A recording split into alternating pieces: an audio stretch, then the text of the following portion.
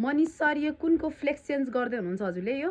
flex change गरेर हामीले अब टच गर्दैछौँ है टच चलाएको थिएन हैन फ्लेक्स नै डिस्प्ले नै धारेर लम्बा रहेछ अनि फ्लेक्स चुटेको रहेछ हजुर उहाँको ओके नै रहेछ हजुर अब हामीले टच डिस्प्ले अन गरिसक्यौँ अब टचको लागि चाहिँ गर्दैछौँ है त हेर्न सक्नुहुन्छ साथीहरू यो चाहिँ एमआई को हैन सर यो एमआईहरुको चाहिँ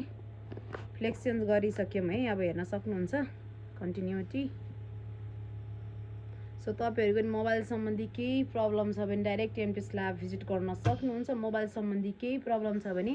भिजिट गर्न नबिर्सिनु होला एमटेस ल्याब एकचोटि मोबाइल बिग्रियो भने पनि भिजिट गर्न सक्नुहुन्छ है यो चाहिँ अब हेरौँ है त चेक गरौँ यो चाहिँ एमआई कुन मोडल हो सर यो एमआईको यहाँ चाहिँ ठ्याक्कै यहाँ गरिनु भएको ठ्याक्कै यहाँ देखिन्छ है अब यो टच चल्यो कि चलेन बन्यो कि बनेन है त ल हेरौँ यो चाहिँ काम चाहिँ गरिसक्नु भएको छ अब यसलाई चाहिँ बोर्डमा हालेर चेक गरौँ है वर्किङ छ कि छैन यो पनि गरिसक्यौँ टच पनि गरिसक्यौँ अब चेक गरौँ अब टचहरू चल्छ कि चल्दैन हेर्छौँ है त उहाँको झरेर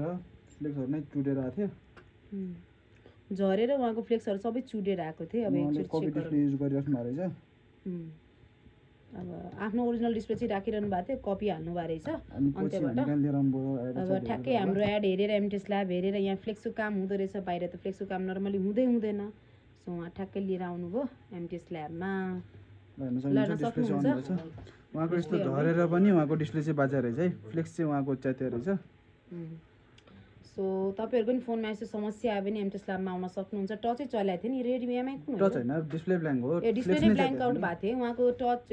ब्ल्याङ्क आउट डिस्प्ले नै ब्ल्याङ्क आउट भएको थियो उहाँको खास गरी पहिला कपी हाल्नुभयो ओरिजिनल चाहिँ जोगाएर राख्नु भएको थियो ल हेर्नुहोस् है फाइनली उहाँको टच पनि चलेको छ है टच पनि चल्यो हेर्न सक्नुहुन्छ